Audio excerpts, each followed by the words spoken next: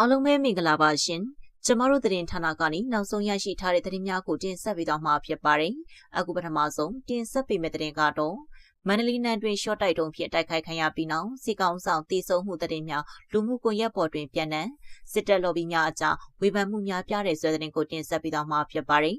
မန္တလေးနယ်တွင်ရှိအလဲပိုင်းတိုင်းစစ်ဌာနချုပ်ရှော့တိုက်တုံးဖြင့်အပြင်းအထန်တိုက်ခိုက်ခံရပြီးနောက်စစ်ကောင်ဆောင်မြောက်လိုက်ပုံထိမှန်တည်ဆုံသွားပြီဆိုသည့်သတင်းများလူမှုကွန်ရက်ဆိုရှယ်မီဒီယာပေါ်တွင်ကြကြပြန့်နှံ့နေပြီးစစ်လော်ဘီများအကြားတွင်လည်းအဆိုပါကိစ္စနှင့်ပတ်သက်၍ထင်ကြေးပေးပြောဆိုမှုများရှိနေကြောင်းသိရပါသည်။တိုက်ခိုက်မှုနှင့်နောက်ဆက်တွဲသတင်းများပြီးခဲ့သည့်ရက်ပိုင်းကမန္တလေးနယ်တွင်သို့တော်လှန်ရေးအင်အားစုများကရှော့တိုက်တုံးများဖြင့်ပစ်ခတ်တိုက်ခိုက်ခဲ့ရာအရေးပါသောအဆောက်အဦတချို့ထိမှန်ပျက်စီးခဲ့သည်။ရှင်းဖြစ်စဉ်ပြီးနောက်စစ်ကောင်ဆောင်သည်လူမြင်ကွင်းမှပျောက်ကွယ်နေခြင်းကြောင့်၎င်းဘုံထိမှန်တည်ဆုံသွားပြီဆိုသည့်သတင်းများမှာပုံမအားကောင်းလာခဲ့ခြင်းဖြစ်သည်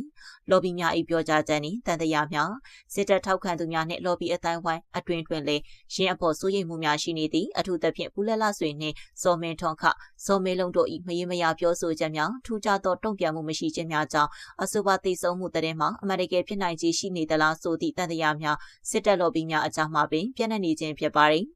အခုထိတရားဝင်ညင်ချက်ထုတ်တာမျိုးဒါမှမဟုတ်စစ်ကောင်ဆောင်ရဲ့လက်ရှိပုံရိပ်ကိုထုတ်ပြတာမျိုးမရှိသေးတဲ့အပေါ်လော်ဘီတွေကြားမှာတောင်ဝေဖန်သက်တွေထွက်ပေါ်နေတာပါဟုဤဇက်သည့်သတင်းရင်းမြစ်တစ်ခုကဆိုပါတယ်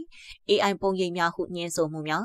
အခြားတစ်ဖက်တွင်စစ်ကောင်စီ၏ဝါဒဖြန့်ချီရေးရန်ရများကလူမှုကွန်ရက်ပေါ်တွင်ပြန့်နှံ့နေသည့်စစ်ကောင်ဆောင်တရားရနေသောပုံများသို့မဟုတ်တည်ဆုံနေသည့်ပုံများသည် AI နည်းပညာဖြင့်ဖန်တီးထားသည့်ပုံတူများသာဖြစ်ကြောင်းတုံ့ပြန်ပြောဆိုနေကြပါသည်ရင်းတို့ AI ပုံများဟုအာကိုတကြီးပြောဆိုနေကြတော့လေစစ်ကောင်ဆောင်ကိုယ်တိုင်လူမြင်ကွင်းသို့ထွက်ပေါ်မလာနိုင်သေးခြင်းမှာမိခွန်းထုတ်เสียရဖြစ်နေစေဖြစ်ပါတယ်လက်ရှိအချိန်အထိစစ်ကောင်စီဘက်ကစစ်ကောင်ဆောင်ဤကျမ်းမာရေးသို့မဟုတ်အသက်အန္တရာယ်နှင့်ပတ်သက်၍ခိုင်လုံသောသက်သေအထောက်ထားဖြင့်တရားဝင်သတင်းထုတ်ပြန်ခြင်းမရှိသေးပေ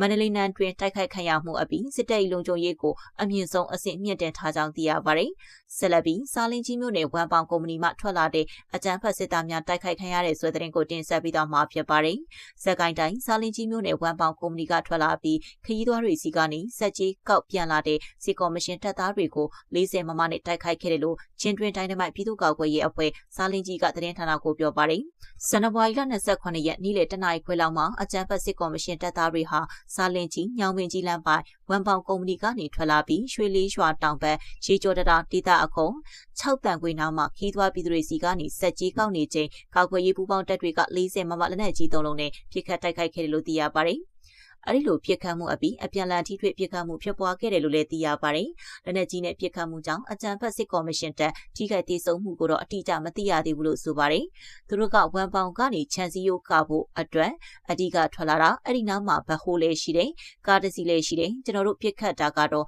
လမ်းပေါ်ခရီးသွားကုန်ကားတွေကိုပတ်စံထွက်တောင်းပြီးပြန်ဝင်တဲ့အချိန်ဖြစ်တာအင်အားကတော့20လောက်တော့ရှိတယ်လို့ချင်းတွင်တိုင်းမိုက်ပြည်သူ့ကာကွယ်ရေးအဖွဲ့စာလင်းကြီးရဲ့တာဝန်ခံကသတင်းဌာနကိုပြောပါတယ်။ပြစ်ခတ်မှုဖြစ်ပွားပြီးနောက်အကြမ်းဖက်စစ်ကော်မရှင်တပ်ဘက်ကထရုံပုံသီးတွေနဲ့ပြန်လည်ပြစ်ခတ်ခဲ့တဲ့အပြင်ဝမ်ပေါင်တဲပြန်ဝင်လာချိန်မှာအနီးနားကခရီးသွားတယောက်ကိုလည်းဖမ်းဆီးခေါ်ဆောင်သွားတယ်လို့ဆိုပါတယ်။အဖမ်းခံရတဲ့သူက